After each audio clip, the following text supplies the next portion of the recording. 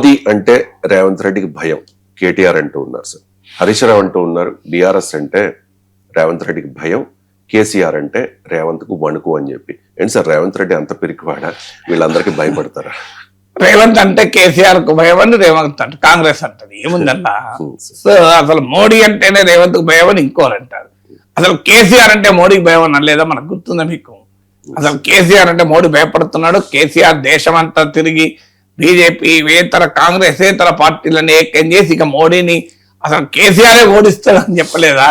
దేశ్ కి నేత కేసీఆర్ నినాదాలు ఇవ్వలేదా? రాజకీయ పార్టీలు అందరూ చెప్పుకుంటారు, కానీ రాజకీయాల్లో ఎవరికి భయపడరు. కేసీఆర్ రేవంత్ భయపడడు, రేవంత్ కేసీఆర్ భయపడడు.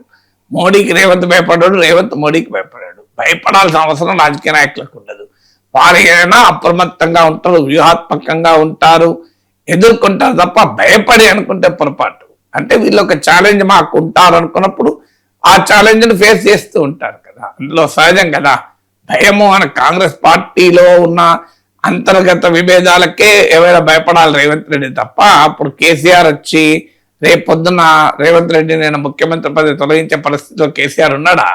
కాంగ్రెస్ పార్టీ ఎమ్మెల్యేలందరినీ లాక్కొని తన ముఖ్యమంత్రి పదవికి ప్రమాదం తెచ్చిపెట్టే పరిస్థితిలో కేసీఆర్ ఉన్నాడా? కేసీఆర్ ఆయన పార్టీ ఎమ్మెల్యేలు ఆయన నిలుపుకోవడమే కష్టమవుతోంది. పోనీ వరుసగా ఎలక్టోరల్ విక్టరీస్ సాధించి కాంగ్రెస్ పార్టీని ఇక వణికిస్తున్నాడా అంటే అది లేదు. మీకు స్థానిక ఎన్నికల్లో కాంగ్రెస్ దే పై చేయి, సికింద్రాబాద్ కంటోన్మెంట్ జూబ్లీహిల్స్ ఉప ఎన్నికల్లో కాంగ్రెస్ దే పై చేయి. మరి కాంగ్రెస్ పార్టీలో అనైక్యత తెప్పించి కాంగ్రెస్ లో కుమ్ములాట్లు పెంచుతుంటే అది చేయనప్పుడు ఎందుకు భయపడతారు రేవంత్ రెడ్డి కేసీఆర్ కు? సో కేసీఆర్ కు భయపడాల్సిన అవసరం రేవంత్ రెడ్డికి లేదు కదా. ఇక మోడీ ఏం చేస్తాడు? రేపు ఏమైనా వెంటనే సిబిఐని పంపించి ఈడీని పంపించి రేవంత్ రెడ్డి లోపలేసే పరిస్థితి ఉందా? కేసీఆర్నే లోపలేదు 10 ఏళ్ల తర్వాత కూడా. మీరు కాళేశ్వరం కేసులో సిబిఐకి అప్పచెప్పినా కదలికలేదు, మెదలికలేదు. 10 ఏళ్ల పాటు కేసీఆర్ అవినీతి, 1,00,000 కోట్ల అవినీతి, జైల్లో గది సిద్ధంగా ఉంది అని బీజేపీ వాళ్ళు ఎన్ని కామెంట్లు చేసినా ఆఖరి కేసీఆర్ పైన ఒక్క కేసు పెట్టలేదు.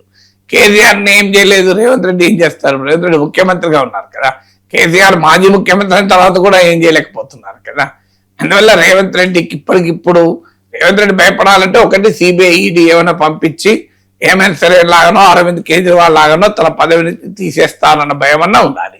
రెండవది ఏంటంటే మీకు మహారాష్ట్రలో లాగానో లేకుంటే ఇంకో మధ్యప్రదేశ్లో లాగానో కర్ణాటక లాగానో పార్టీ ఎమ్మెల్యేలను లాగి ప్రభుత్వాలు కూలిస్తారంటే అంత సీన్ బీజేపీకి లేదు. ఉన్నాయి 8 మంది ఎమ్మెల్యేలు.